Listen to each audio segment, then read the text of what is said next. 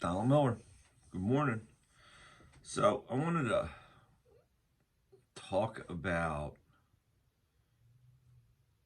the fluidness of your hands, and being a hack has somewhat to do with this. All right. I'm not a big fan of gaming if you game more than you use your hands. And this is what I mean. So entry level guys and guys that are like 1 year, maybe 2 year, even 3 year in sometimes. If you ever watch them install something, you can tell a guy that has a lot of use with his hands based on how fluid his movements are and how he knows all the subtleties of cutting a box in, or cutting into drywall, cutting into plaster, depending on what you're doing.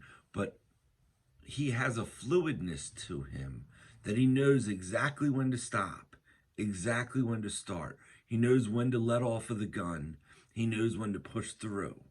Those subtleties all come into just minor little movements in the hand because he knows how to subtly apply his strength. And that's important. If you don't practice, and if you're not fluid with your hands, your product is always going to be hackish. Okay. And everyone starts producing a hackish product. Okay. Maybe not later on, but if you're a helper and you're learning this trade, your first couple things that you do are gonna be butchery. Okay.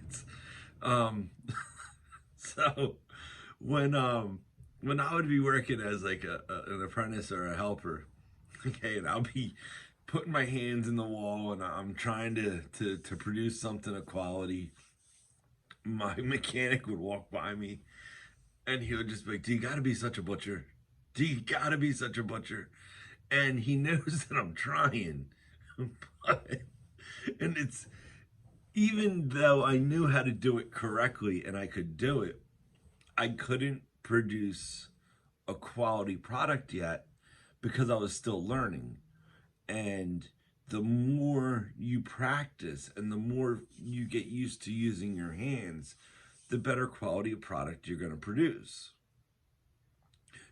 Today, 20 years in, my work looks beautiful. Like everything I do, it's very like it, but that's muscle memory from using tools for 20 years. I've never picked, okay, I can't say never. In the last 20 years,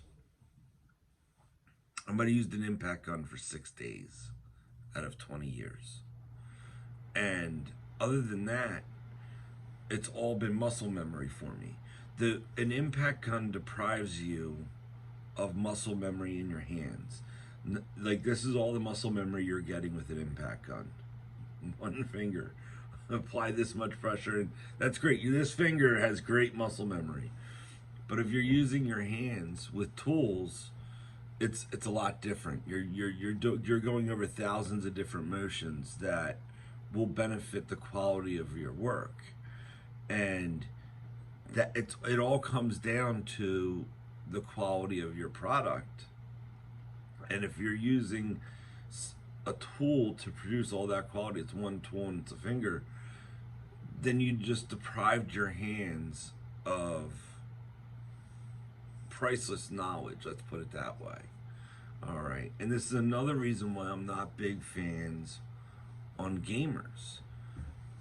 Again, gaming. All right. And I'm not saying not to game. If you want to game a little bit, by all means game a little bit. But you need to, if you're entering this trade and you're still producing a butchery of a product, you need to get outside of gaming and you need to start practicing. I don't know, tinker on a car. That's what I was doing. Okay, the amount of movements to get into some of those bolts inside of an engine and around an engine, and changing the oil and replacing your drive shaft and your yokes, your calipers, all that, all those movements to do all that. You're practicing hand strength, okay? And you're practicing putting your hands into weird positions and being able to use them. That's valuable for a tradesman. That's valuable for a craftsman. And if you're entering this trade and you're trying to become a tradesman or a craftsman, these are the practices you should be doing, not this. And I would love to find out that the guys that use the impact gun all day long, I want to know if they go home and they game all night long, because I think that correlation would be hilarious. Okay, because then you can spot the guys. Because an impact gun is just such a bad habit to use. Oh, I know there's jobs where the company promotes that kind of crap. It's the same guys that mechanics are only paid like $18 an hour. And if you're a mechanic and you're getting paid $18 an hour and you're in the Delaware County region, come talk to me. I'll put you through a program. I can double your pay. All right, double it. All right. But it'll take time. Again, I'm going to tell you to stop gaming right off the bat. If you're a mechanic and you're making 18, I'm telling you now, you're shortchanging yourself. And you're getting paid 18 because the quality of the work that you're producing is 18. All right. This market resolves itself. No one's holding you back. Okay. Let's get that out of everyone's head right off the bat. There's at least 500, like there's enough electricians in the yellow books. I think lawyers and electricians in the yellow books, it's insane. Go to the yellow books, if there is a yellow book anymore. I'm sure there is. And open up to electrician and see how many pages there are. Even today, let alone when we were actually advertising in yellow books about 20 years ago. Go look it up, all right? So you have that many different companies. All right. All those companies aren't paying under 20 for a mechanic. Okay, I know for a fact that there's companies that are paying mechanics 30, some are making 35, some are making 25, but it all comes down to your skill level. Okay, and it's not just about how much electricity you know, but it's more of how much of a quality of a product can you install with what you know. Okay, I don't know anything about industrial. Anything. Like, I think I was on an industrial job maybe 2 or 3 times, and I kept my mouth shut, and I did anything, even the helpers. I'll listen to the helpers, because I'm not mastered in industrial electric. Why would I even bring my ego onto that site? All I did was I shut my mouth, and I listened to whatever they told me to do. I did pump and tank work. Okay? Again, rigid. Like, I think I did rigid one other time when I was in doing greenhouses. Okay, other than greenhouse work. So what did I do? I bit my tongue and I did exactly what they told me to do. All right. My skill level isn't in those areas. All right. And again, you're compensated for your skill level of what you can do. And if you're going like this and then using an impact gun, what skill level is that? You're like, you're not creating value for yourself. So for everyone else that wants to become valuable, you have to create value within your hands. Your hands are priceless in this trade. You want to be able to learn the subtleties. So like, I can tell when apprentices, when they're installing like an old work box, okay, and they're oscillating tool goods everywhere, and they're just butchers. And it's true though. They're like, you gotta realize, like, it might be, like, the guy isn't being a butcher on purpose. He's actually trying to do the best he can. So if you laugh at him, he might actually get upset, because he is trying. Same way I was trying, and a mechanic would be like, you're such a butcher. And it's because I didn't know my hand movements.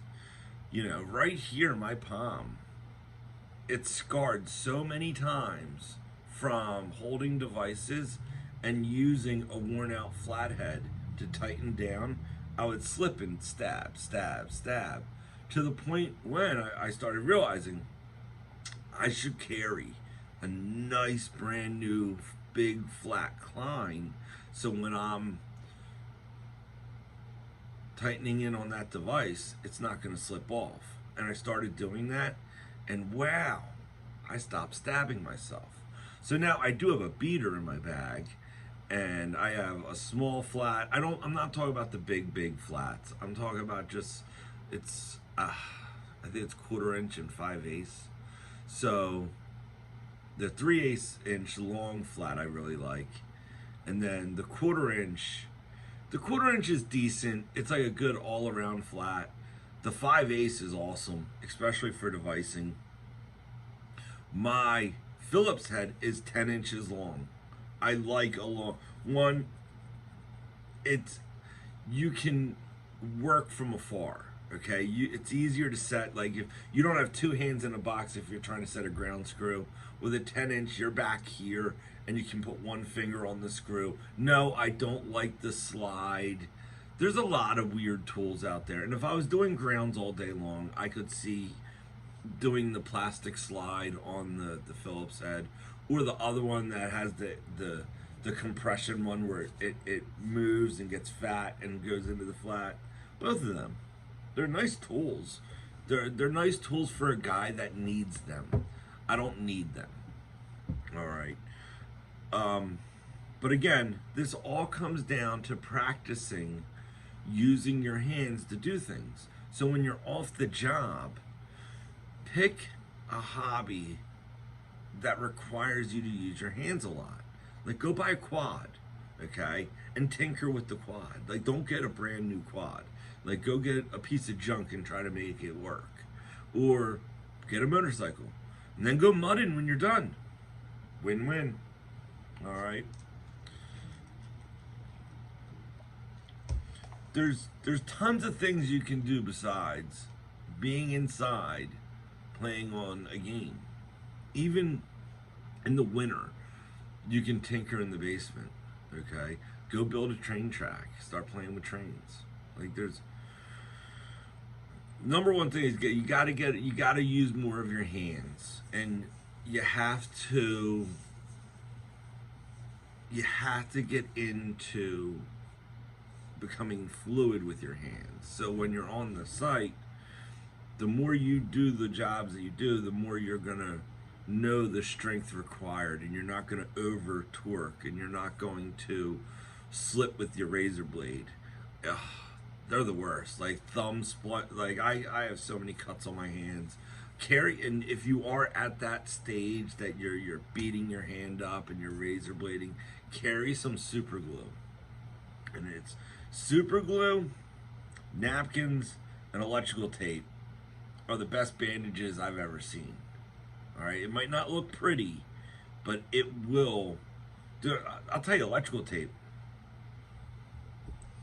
Let me see if I can get this in here. Right there. There's a line at my knuckle. See that? There it is. Okay.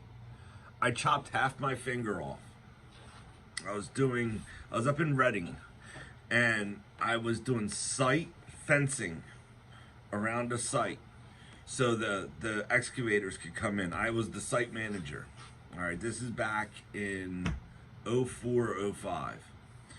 And I personally went up and I brought a friend of mine up to put up fencing. Long story short, and the story between me and him, it's told two different ways. I had the sledgehammer in my hand and he was holding the fence post. It's almost like a joke. I came up with the sledgehammer and came down. He let go of the fence post.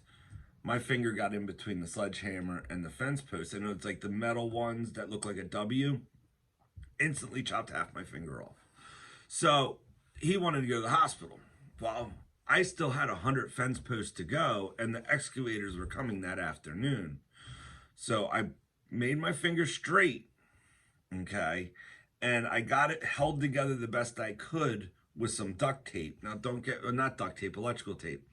Don't get me wrong, blood was coming out, but literally, when you do electrical tape and you do it nice and you keep your finger straight, it becomes a splint, okay?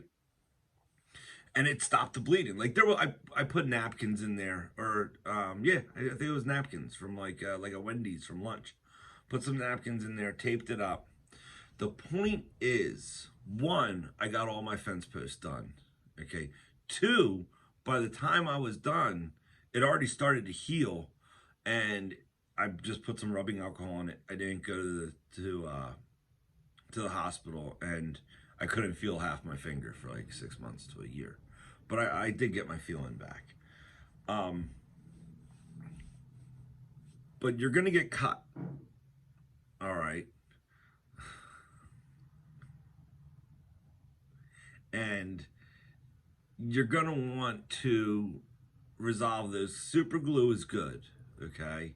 If you don't want to use super glue and you want to stop working and whatever, but electrical tape, super glue, you can have some band-aids. Band-aids are good for like paper cuts, but anything that's a little bit more electrical tape, that really works in super glue. So I think I don't need to say that anymore.